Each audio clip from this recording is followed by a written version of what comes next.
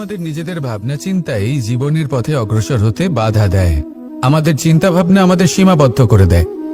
আমরা প্রত্যেক দিন পরিশ্রম করি, কিছু দেখি, কিছু লাভ করি, কোনো একটা স্থানে পৌঁছই, আর একটা সময় পরে মনে কেমন যেন একটা ভাবনা উৎপন্ন হয় যে আর কত দেখব, এত কিছু তো দেখে নিলাম, এত কিছু তো লাভ করলাম, এত সাফল্য অর্জন করলাম, আর কত লাভ করব। আর সেখানে আমরা থেমে যাই। এটা হয় আমাদের ভাবনার সীমাবদ্ধতার জন্য। কিন্তু যদি জীবনের কথা বলি, জীবন যদি আপনাকে সেই স্থানে পৌঁছে দেয়, তাহলে তার পরবর্তী পথটাও জীবন আপনাকে নিশ্চিত রূপেই দেখাবে।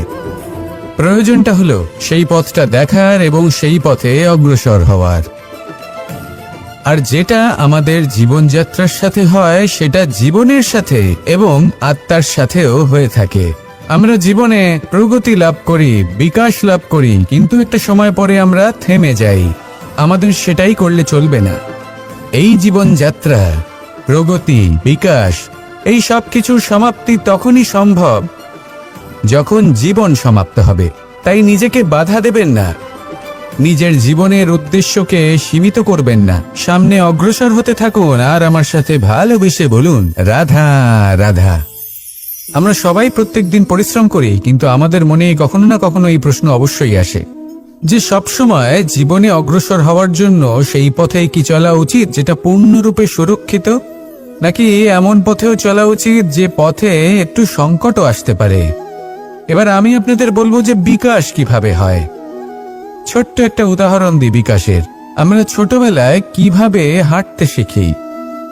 যখন আমরা শিশু অবস্থায় থাকি, তখন আমরা একটি পা মাটিতে রাখি, দ্বিতীয় পাটি আমরা শূন্যে উত্তোলিত করি। তারপর সেই পা আমরা আবার মাটিতে রাখি, আর তার উপর ভিত্তি করে আমরা আবার অন্য পাটা ফেলি। ঠিক এভাবেই আমরা হাঁটতে শিখে যাই। এবার এক্ষেত্রেও আমরা ছোট্ট একটা ঝুঁকি নিই, আর সেটা হলো যে আমরা পাটি শূন্যে উত্তোলিত করেছি। এতে বিপদ হলো এটাই যে আমরা ভুল করে নিজের ভারসাম্য হারাতে পারি, পড়ে যেতে পারি। অনেকবার পড়েও যাই, কিন্তু তারপরে কি হয়, আমরা আবার উঠে দাঁড়াই আর চলতে শুরু করে দিই। আর ঠিক এভাবেই আমরা হাঁটতে শিখে যাই। এমন জীবনেও হয়। জীবনেও এইভাবেই কর্ম করতে থাকুন। এমন কিছু কর্ম করলেন যার ফলে বিপদ আসতেই পারে, পরাজয় হতেই পারে, কিন্তু সেটা পার করলেই বিকাশ সম্ভব। তাই কর্ম করতে থাকুন আর আমার সাথে ভালোবেসে বলুন, রাধা রাধা। মানুষের জীবনে যখনই কোনো বিপদ আসে, মানুষ নিজের আশেপাশে দেখে, অন্য কাউকে খোঁজে, ভাবে কেউ এসে তাকে সাহায্য করবে। সে আশা করে যে কোনো ব্যক্তি এসে তার হাত ধরবে আর সেই বিপদ থেকে তাকে মুক্তি দেবে। কিন্তু প্রকৃতি আমাদের এই শিক্ষা দেয় না। কখনো কোনো পাখিকে দেখবেন, একটা পাখি যখনই কোনো ঝড় আসে কি করে, একটা ঝড় এসে তার বাসা ভেঙে দিয়ে যায়, তার বাসা নষ্ট করে দিয়ে যায়। সেই পাখি কিন্তু অপেক্ষা করে না যে কে তাকে এসে সাহায্য করবে। সে কখনো আশা করে না যে কেউ এসে তাকে আশ্রয় দেবে। সে নিজেই কর্ম করে, একটা একটা করে খড়কুটো সে আবার জড়ো করে আর নিজের বাসা পুনর্নির্মাণ করে। প্রকৃতি আমাদের এটাই শেখায় যে আমরা নিজেরাই প্রত্যেকটা সমস্যার সম্মুখীন হতে পারি। কারণ ঝড় অর্থাৎ সংকট আমাদের সবার জীবনেই আসবে, তার সম্মুখীন হতে হবে আমাদের, আর সেটাও নিজেদের শক্তি দ্বারাই। তার সম্মুখীন হওয়ার সময় নিজেদের সংযত করে রাখতে হবে, আর তার জন্য নিজের ওপর বিশ্বাস রাখা আবশ্যক। আর এই কথাটা বোঝাও আবশ্যক যে যত বড়ই সংকট আসুক না কেন, তার সাথে লড়াই করার মতো যে শক্তি প্রয়োজন, সেই শক্তি আমাদের মনেই নিহিত। শুধু সেই শক্তি খুঁজে নিন আর সেই বিপদের সম্মুখীন হন। এই সংসারের কোনো বিপদ আপনাকে বাধা দিতে পারবে না। আসুন আমার সাথে ভালোবেসে বলুন, রাধা রাধা।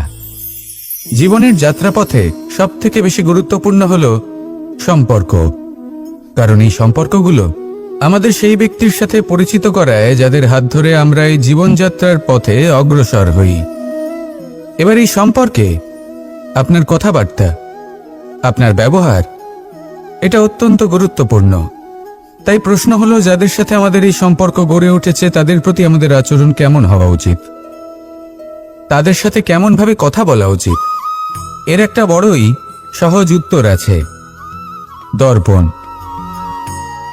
আপনি নিজেকে যেভাবে দর্পণে দেখেন সেভাবেই দর্পণের দিকে তাকান এবং কল্পনা করুন যে আপনার স্থানে সেই ব্যক্তি আছে আর সে আপনাকে দেখছে।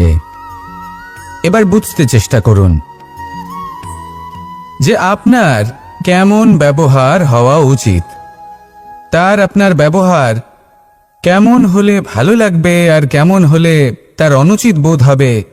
শুধু এইভাবেই সেই ব্যক্তিকে বুঝতে চেষ্টা করুন। কখনো কোনো মানুষের ভালোবাসার প্রয়োজন হয়, কখনো পথপ্রদর্শনের প্রয়োজন হয়, কখনো তিরস্কারের প্রয়োজন হয়, কখনো কটু সত্যের প্রয়োজন হয়, বা কখনো শুধু সঙ্গর প্রয়োজন হয়। যদি দুজন ব্যক্তি এভাবেই একে অপরকে বুঝে অগ্রসর হন তাহলে এই সম্পর্ক আজীবন চলতেই থাকবে। আসুন আমার সাথে ভালোবেসে বলুন, রাধা রাধা। মানুষ সবসময় নিজেদের জীবনে ভবিষ্যতের বিষয়ে ভাবতে থাকে।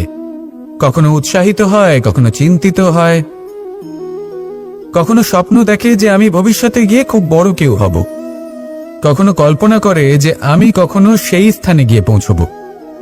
দেখুন, ভবিষ্যতের কথা ভাবা অনুচিত কিছু নয়, কিন্তু এই ভবিষ্যতের কথা ভাবতে ভাবতে বর্তমানকে ভুলে যাওয়াটা অনুচিত। আজ মানে এই বর্তমান কিন্তু খুব আবশ্যক। আমাকে বলুন, আজ আপনি বর্তমানে যাই হন না কেন, সেটা এমন কেন? তার কারণটা কি? তার কারণ হলো অতীতকালে আপনার কর্ম আর আপনার নির্বাচন। সেই সকল কর্মের জন্যই আজকের এই বর্তমান কিছুটা এই রকম হয়েছে। ঠিক সেইভাবেই আপনার এই বর্তমান আপনার ভবিষ্যৎ রচনা করবে। ভবিষ্যতে এই বর্তমান অতীতকাল হতে চলেছে। আপনার ভবিষ্যতের আধার হলো এই বর্তমান। তাই শুধু স্বপ্ন দেখবেন না, শুধু কল্পনা করবেন না। যা কিছুই আপনি পেতে চান তার জন্য বর্তমানে থেকে কর্ম করুন। এই কর্মই আপনার ভবিষ্যৎ নির্মাণ করবে। আসুন আমার সাথে ভালোবেসে বলুন, রাধা রাধা। যখনই আমরা সূর্য আর চন্দ্রমার কথা বলি তখনই অন্তত এটা নয় যে চন্দ্রমা বিশেষ নয় বা তার কোনোই গুরুত্ব নেই। ঘন অন্ধকারে রাতের বেলায় যখন আমরা কিছুই দেখতে পাই না, তখন আমাদের কাছে এই প্রকাশ কে পৌঁছে দেয়? চন্দ্রমা। যখন চাঁদ পূর্ণিমার রাত আসে তখন ব্যক্তি তার প্রেমিককে বা স্ত্রী তার স্বামীর মুখটা সেই চাঁদের মধ্যেই দেখতে পায়। একটা ছোট্ট বালক, ছোট্ট একটা শিশুর যখন রাতে ঘুম আসে না, সে ব্যাকুল হয়ে পড়ে, আমরা তাকে আকাশের এই চাঁদকে দেখাই, তাকে সন্তুষ্ট করে ঘুম পাড়িয়ে দিই। এই চন্দ্রমা কখনো অর্ধচন্দ্রমা হয়ে, কখনো লুপ্ত হয়ে গিয়ে, কখনো আবার জাগ্রত হয়ে ওঠে, এই সংসারকে প্রকাশ প্রদান করে। সে অসংখ্য প্রাণীর পথ প্রদর্শন করে। অর্থাৎ চন্দ্রমা হওয়া কোনো অংশে কম কিছু নয়। যদি আপনিও জীবনে নিজের তেজ সংসারের কাছে পৌঁছে নাও দিতে পারেন, তাতে কিছুই যায় আসে না। যদি কারোর তেজ নিয়ে তেজস্বী হয়ে তার দ্বারা অন্য কারোর জীবনে আসার আলো ফুটিয়ে তুলতে পারেন, তাতেও কিন্তু আপনার জীবন সার্থক। আসুন আমার সাথে ভালোবেসে বলুন, রাধা রাধা। সেই অংশ যেখানে বুদ্ধির সঞ্চার হয়ে থাকে, এটা হলো জ্ঞান দ্বারা পরিপূর্ণ এবং অত্যন্ত প্রবলও হয়। বেশিরভাগ সময় জীবনের সঠিক সিদ্ধান্ত নেওয়ার ক্ষেত্রে এই মস্তিষ্কই আমাদের সাহায্য করে। সেখানেই মন মাঝে মাঝে আমাদের উচিত সিদ্ধান্ত নেওয়ার ক্ষেত্রে বাধা দেয়, কখনো সঠিক পথ থেকে সরিয়ে দেয়, কারণ চঞ্চল প্রবৃত্তি হওয়ার কারণে এটা অস্থির হয়ে থাকে। কখনো কখনো নেয়া সিদ্ধান্ত বদলাতেও এই মন আমাদের বাধ্য করে। সেই জন্য আপনি যদি জীবনের পথে অগ্রসর হতে চান, তাহলে মস্তিষ্কের সিদ্ধান্তে আস্থা রাখুন, পূর্ণরূপে নিজের সঙ্গী করে তুলুন। হতে পারে তখন আপনার এই মন বিদ্রোহ করে বসল, কিন্তু দৃঢ় নিষ্ঠার সাথে মস্তিষ্কের সিদ্ধান্তে আস্থা রাখুন। আস্তে আস্তে এই মন, যাকে আপনার শত্রু বলে মনে হচ্ছিল, আস্তে আস্তে সেটাও আপনার বন্ধু হয়ে উঠবে আর আপনাকে সাহায্য করবে। আসুন আমার সাথে ভালোবেসে বলুন, রাধা রাধা। এই সংসারে প্রত্যেক ব্যক্তি নিজের সংগ্রাম করে চলেছে। প্রত্যেক ব্যক্তির নিজের লড়াই আছে, আর সেই রণভূমিতে প্রত্যেক ব্যক্তি নিজের যুদ্ধে লড়াই করছেন। আর যদি যুদ্ধের কথা বলি, সেখানে কেউ বিজয়ী হয় বা কেউ পরাজিত।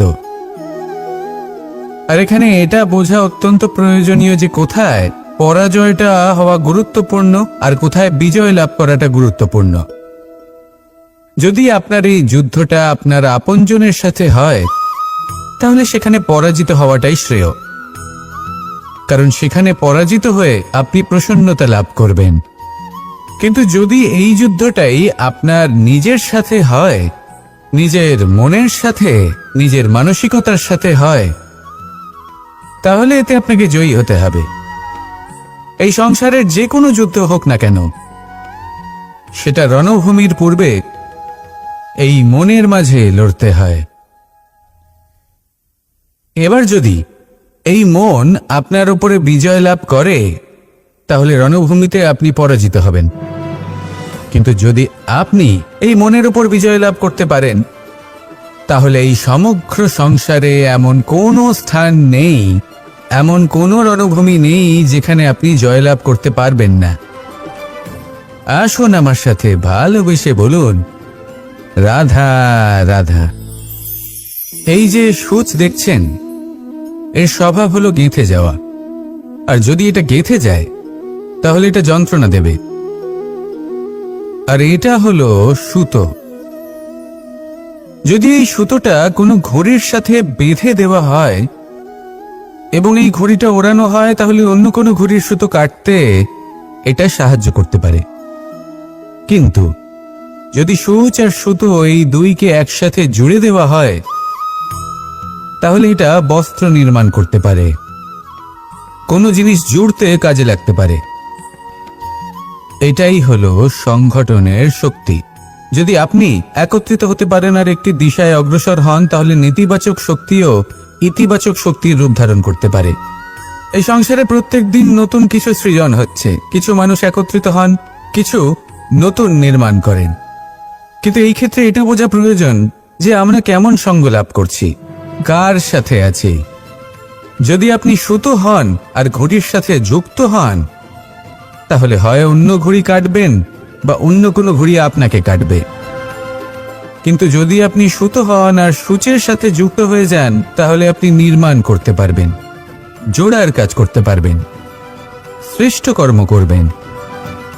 এই কথা মনে রাখুন আর আমার সাথে ভালোবেসে বলুন, রাধা রাধা। কর্ম কে করলেন আর কে নিজের প্রাণ হারালেন? রেশমের কীট। আর লাভবান কে হলেন? মনুষ্য জাতি। এর দ্বারা আমরা কি শিক্ষা পেলাম? যে এই সংসারে আমরা যে কর্মই করি, সৎকর্ম করি বা অপকর্ম করি, তার থেকে লাভবান যে কেউ হতে পারেন। আমাদের বন্ধু হোক, পরিবার পরিজন হোক বা সংসারের যে কোনো ব্যক্তি হোক, যে কেউ লাভবান হতে পারেন, কিন্তু সেই কর্মের ফল কিন্তু আমাদেরই ভোগ করতে হয়। যদি আপনি সৎকর্ম করেন, তাহলে তার শুভ ফল আপনিই পাবেন। তার থেকে লাভবান হয়তো এই সংসারে যে কেউ হতে পারেন। সেরকমই যদি আপনি অপকর্ম করে থাকেন, তার থেকে সংসারের যে কোনো ব্যক্তি যতই লাভবান হোক না কেন, তার থেকে ক্ষতি আপনাকেই ভোগ করতে হবে।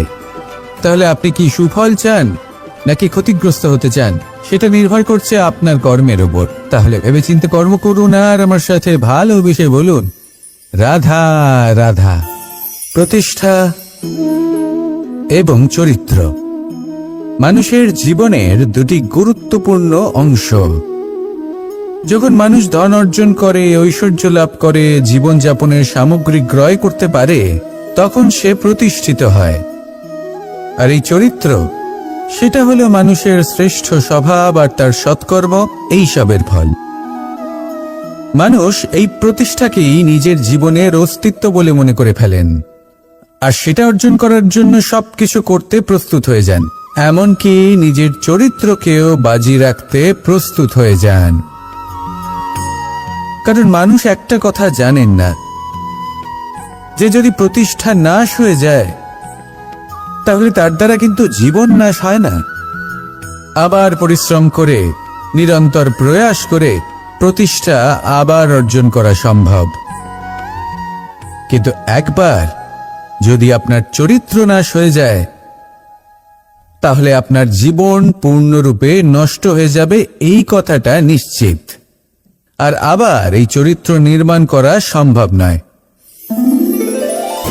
মানুষের জীবনের আসল অস্তিত্ব হলো তার চরিত্র। যদি কোনো ব্যক্তির চরিত্র অত্যন্ত শ্রেষ্ঠ মানের হয়, তাহলে সে এই সংসারের সব কিছু লাভ করতে পারবে যেগুলো তার প্রয়োজন।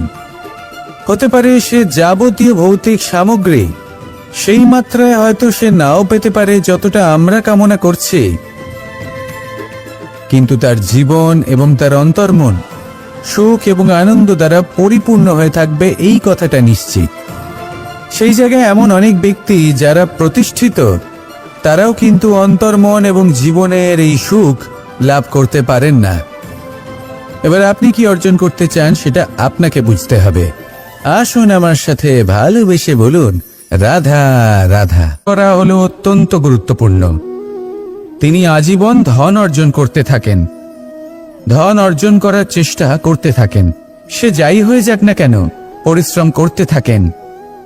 স্বাস্থ্যের দিকে নজর দেন না, না উচিত সময় খাবার খান, না উচিত সময় ঘুমোতে যান, না পর্যাপ্ত সময় পর্যন্ত ঘুমন, কিছুই না। ধন অর্জন করতেই থাকেন, করতেই থাকেন। আর কিছু সময় পরে যখন তিনি অসংখ্য ধন লাভ করে ফেলেন, তখন তার সাথে ওনার শরীরে অনেক রোগ বাসা বাঁধে। এইসব রোগের উপচার করতে করতে সেই সমস্ত ধন যা উনি অর্জন করেছেন তা তিনি ব্যয় করে ফেলেন। শেষ পর্যন্ত কি হয়? আমরা যেভাবে এসেছি ঠিক সেইভাবেই ফিরে যাই, ধন এখানেই থেকে যায়।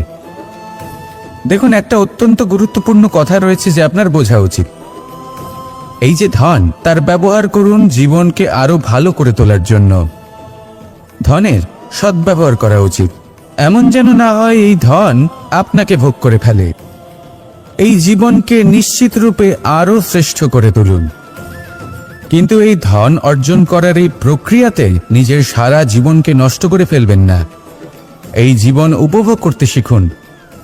আর আমার সাথে ভালোবেসে বলুন, রাধা রাধা। মানুষের মধ্যে একটা বিচিত্র প্রবৃত্তি থাকে, অন্য সকলের বিষয়ে, তাদের জীবনের বিষয়ে, তাদের ব্যক্তিত্বের বিষয়ে, তাদের ভবিষ্যতের বিষয়ে অনুমান করা। এটা হলো অনুচিত। কারোর অতীতকালকে দেখে লোকে ভবিষ্যৎ বলে দিতে পারেন, বর্তমানকে দেখে ভবিষ্যতের বিষয়ে অনুমান করে ফেলেন। উদাহরণ দিতে হলে বলবো, কোনো দাসকে দেখুন, ওকে দেখে লোকে বলে যে ওর ভবিষ্যৎ সেটাই হতে পারে, অনুমান করে ফেলেন। আর এই রাজাকে দেখুন, উনি তো কত সুখী হবেন, উনি তো জগতের সব থেকে অধিক সুখী মানুষ, কত সুখ সুবিধা আছে ওনার কাছে, ধারণা করে ফেলেন। তবে সত্য তো এটাই যে কারোর ব্যক্তিত্বের বিষয়ে, তাদের ভবিষ্যতের বিষয়ে আপনি পূর্ণ সত্য কখনোই বলতে পারবেন না, শুধু অনুমান করতে পারবেন। আর এই অনুমান করে সত্যি কোনো লাভ হয় না, কারণ এই কাল সেটা হলো অত্যন্ত শক্তিশালী। কালো থেকে কালোতর কয়লাকেও হিরেতে পরিণত করতে পারে, অনেক বড় বড় রাজাকেও বিদূষক বানিয়ে ফেলতে পারে এক মুহূর্তেই। তাহলে আপনি অনুমান করে কি লাভ? কি পেলেন অনুমান করে? সেই জন্য কারোর বিষয়ে কোনো অনুমান করবেন না, তার ভবিষ্যতের বিষয়ে অনুমান করতে যাবেন না, কারোর বিষয়ে কোনো ধারণা করে নেবেন না। কিছু করতে হলে ভালোবাসুন, সবার মধ্যে ভালোবাসা ছড়ান, সবার মধ্যে ধন্যাত্মক ভাব ছড়ান। এই মন প্রসন্ন হয়ে বলবে, রাধা রাধা।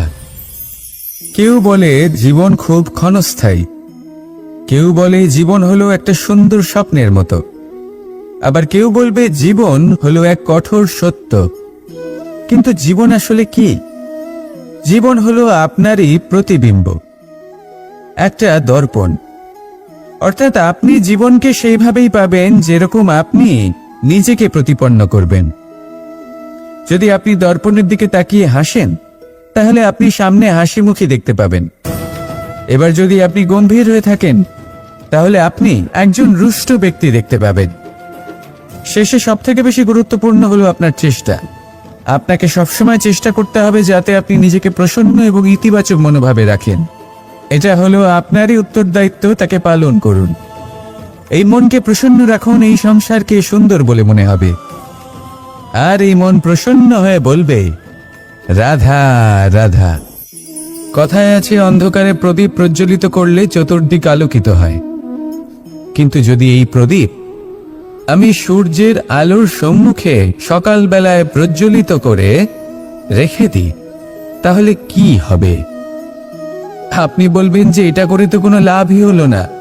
সূর্যের প্রকাশের সামনে এই প্রদীপ আসলে কিছুই নয়। এবার এই চিন্তা ভাবনা প্রত্যেক দিন করতে হবে, আর একটা অমূল্য শিক্ষা পেতে হবে। মনে করুন যে আপনি মহাপুরুষের সামনে বসে আছেন, কোনো মহাজ্ঞানীর সামনে। তাহলে সেই ব্যক্তির সামনে নিজের জ্ঞানের প্রদীপ প্রজ্বলিত করবেন না,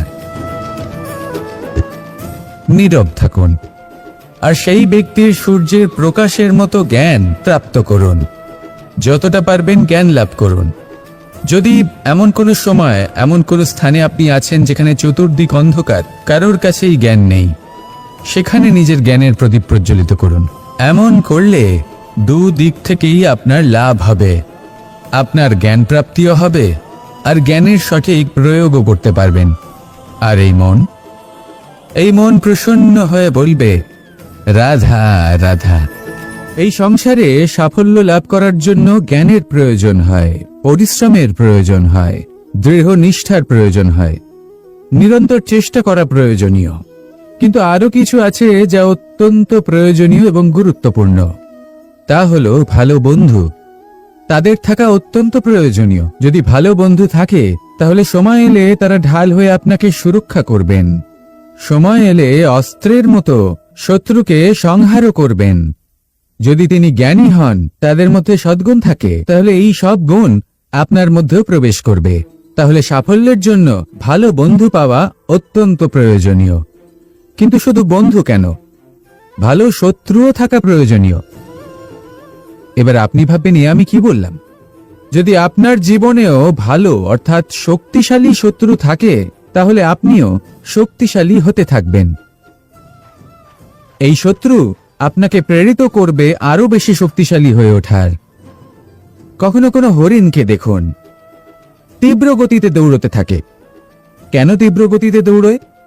এই কারণে নয় যে কোথাও তার জন্য মধুর ঘাস অপেক্ষা করে রয়েছে, না। সে এই কারণে তীব্র গতিতে দৌড়য় কারণ সেটা না করলে তার পেছনে একটি সিংহ আছে যে ওকে নিজের ভোজন করে ফেলবে। তাই জীবনে বিপদ, সংকট, এই সবকিছুও হলো অত্যন্ত গুরুত্বপূর্ণ।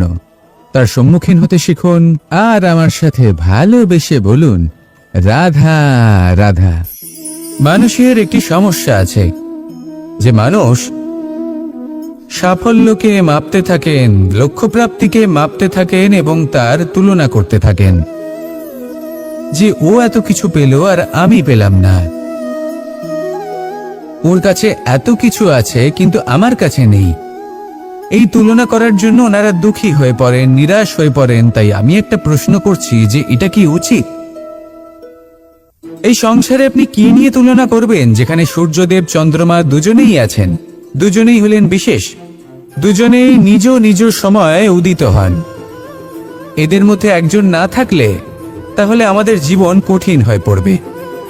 ঠিক সেইভাবেই আপনি যদি একটা বড় রেখা অঙ্কন করেন, তাহলে অন্য রেখাটি ছোট হয়ে পড়ে না, সে তেমনই থাকে যেমনটা সে ছিল। আপনার অস্তিত্ব কখনো ছোট বা বড় হতে পারে না। শুধু তুলনা করার জন্য আপনার এটা মনে হতে পারে। যদি আপনি যুদ্ধ করতে চান, আপনার তলোয়ারের প্রয়োজন পড়বে। যদি বস্ত্র তৈরি করতে চান, এত বড় তলোয়ার দিয়ে কিছুই হবে না, তখন প্রয়োজন পড়বে একটা ছোট্ট সূচের। তাই তুলনা করবেন না, না নিজেকে ছোট মনে করবেন, না অন্য কাউকে। সবার সাথে সহযোগিতা করুন, আর যদি তুলনা করতেই হয় নিজের সাথে করুন, যে কাল আমি কেমন ব্যক্তি ছিলাম, আজ কি তার থেকে শ্রেষ্ঠ হয়ে উঠতে পেরেছি। ভেবে দেখুন ভবিষ্যতে গিয়ে আপনি কতটা শ্রেষ্ঠ ব্যক্তি হতে পারেন। আসুন আমার সাথে ভালোবেসে বলুন, রাধা রাধা। আমাদের নিজেদের ভাবনা চিন্তাই জীবনের পথে অগ্রসর হতে বাধা দেয়। আমাদের চিন্তাভাবনা আমাদের সীমাবদ্ধ করে দেয়।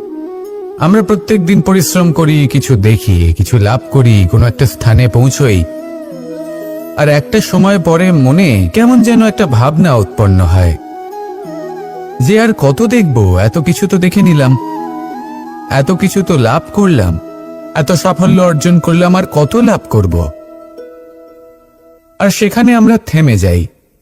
এটা হয় আমাদের ভাবনার সীমাবদ্ধতার জন্য। কিন্তু যদি জীবনের কথা বলি, জীবন যদি আপনাকে সেই স্থানে পৌঁছে দেয়, তাহলে তার পরবর্তী পথটাও জীবন আপনাকে নিশ্চিত রূপেই দেখাবে। প্রয়োজনটা হলো সেই পথটা দেখার এবং সেই পথে অগ্রসর হওয়ার। আর যেটা আমাদের জীবনযাত্রার সাথে হয়, সেটা জীবনের সাথে এবং আত্মার সাথেও হয়ে থাকে। আমরা জীবনে প্রগতি লাভ করি, বিকাশ লাভ করি, কিন্তু একটা সময় পরে আমরা থেমে যাই। আমাদের সেটাই করলে চলবে না। এই জীবনযাত্রা, প্রগতি, বিকাশ, এই সব কিছুর সমাপ্তি তখনই সম্ভব যখন জীবন সমাপ্ত হবে। তাই নিজেকে বাধা দেবেন না, নিজের জীবনের উদ্দেশ্যকে সীমিত করবেন না। সামনে অগ্রসর হতে থাকুন আর আমার সাথে ভালোবেসে বলুন, রাধা রাধা।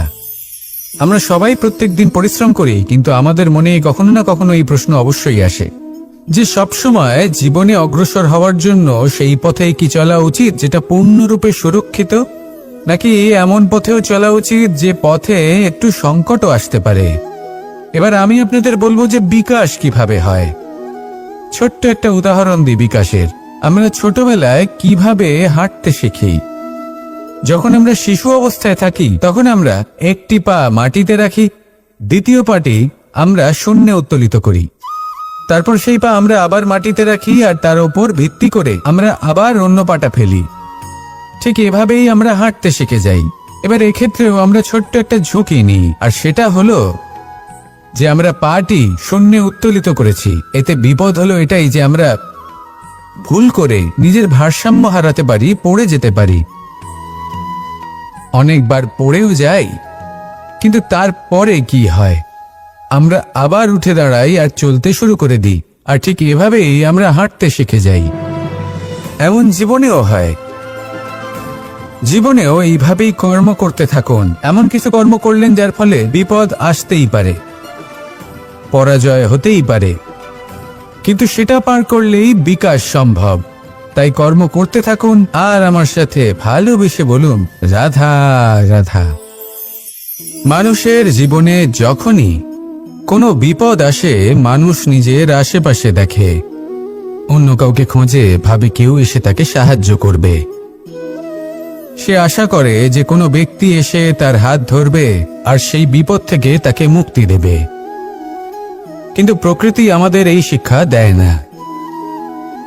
কখনো কোনো পাখিকে দেখবেন, একটা পাখি যখনই কোনো ঝড় আসে কি করে, একটা ঝড় এসে তার বাসা ভেঙে দিয়ে যায়, তার বাসা নষ্ট করে দিয়ে যায়।